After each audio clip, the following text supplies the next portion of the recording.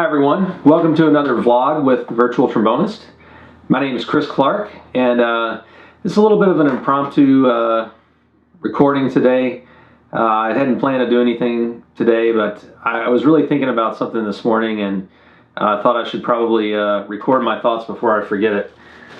Because that's the way things go these days. Two young kids, a lot of work to do, and if I don't write things down or record it on my phone, I completely forget it. So there you go. Hence the unplanned wardrobe today, the Stark Lager Direwolf Lager t-shirt. Big fan of beer shirts, and I saw this one, and being a Game of Thrones fan, I couldn't resist it.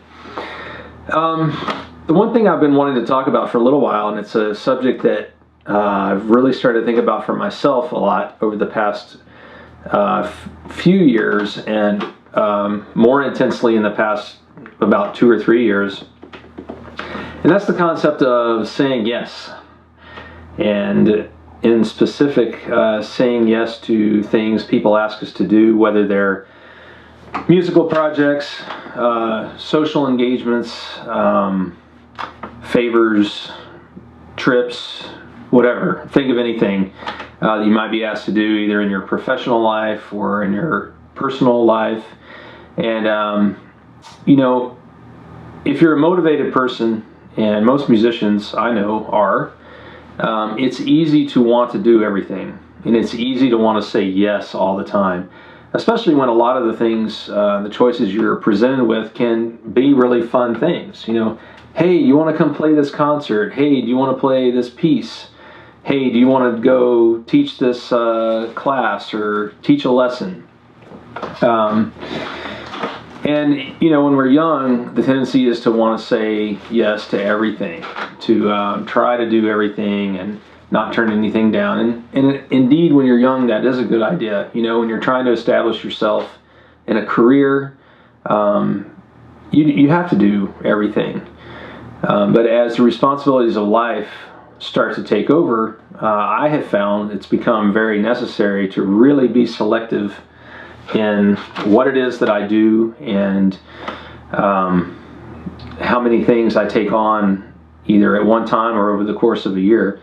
For those of you who have watched my goal setting video, I had a lot of positive response to that. Thank you very much. I appreciate you watching.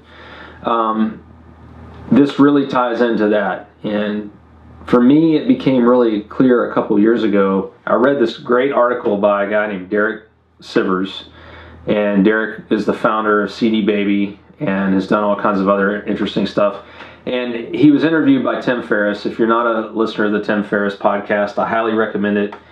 Long form podcast. He does a lot of interesting interviews with people of all walks of life.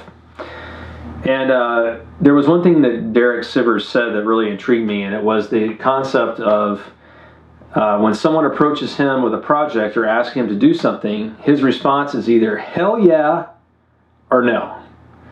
There's nothing in between. And I thought it was a really great take, you know, and I've kind of, the last couple of years, applied that to my own life. If someone asks me to do something, if it's something that's voluntary, you know, many of us have demands at work or at home that are not optional, and you have to do it, and you have to do it well, and hopefully with a positive attitude. But if it's something that is optional, if I don't immediately have that reaction of hell yeah, I just say no. It may take me a few hours or as much as a day to get to the hell yeah point, but if I don't get there within a day, I generally pass on it.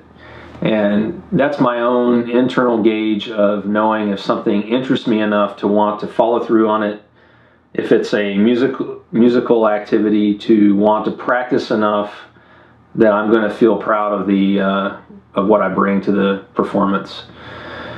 So that's kind of become a real guideline to me. And as people have asked me over the past few years, you know, for advice about things they take on in their lives, and that's really become kind of my mantra for myself. And you know, I see a lot of people who may be taking on things that they're not totally committed to, or that they just have too many things they want to try to do. And I personally am of the mindset that I would much rather be all in on a few things rather than trying to do everything and not quite getting there on the things I'm, choosing to devote my time to.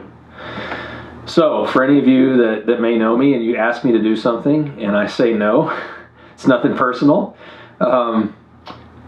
Sometimes ideas at one time may be a no, and a year down the road they may come back and be something that you're totally into.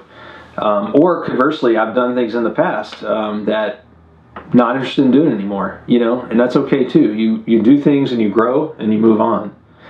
Anyway, there you go, my brain dump and my thoughts for you. I'd appreciate any comments. I'd love other folks' take on maybe how you gauge the commitments you make, and if you have any ideas for how you decide on what it is you're going to do or could be committed to, I'd love to hear them. As always, you can find me on virtualtrombonist.com. If you scroll down to the bottom of the page, down there's a big blue bar at the bottom with a subscribe box if you're on my website. Hit subscribe on that. If you go to my Facebook page, it's Facebook/virtualtrombonist. There's a sign up button, a blue sign up button right at the top of the page. Click that. I'm going to start doing more with my email list. My intent has been to make my email list kind of my exclusive content for people who are more committed to listening and reading what I have to say. I want to thank everyone for your time. I appreciate you listening today. If you haven't connected, please do. I'm working on a very cool project, an educational project, for those of you who are teachers or have young students or know young trombone students. It will benefit them, hopefully, and I'll be announcing that in a few weeks. So thanks so much for your time. Look forward to talking with you again.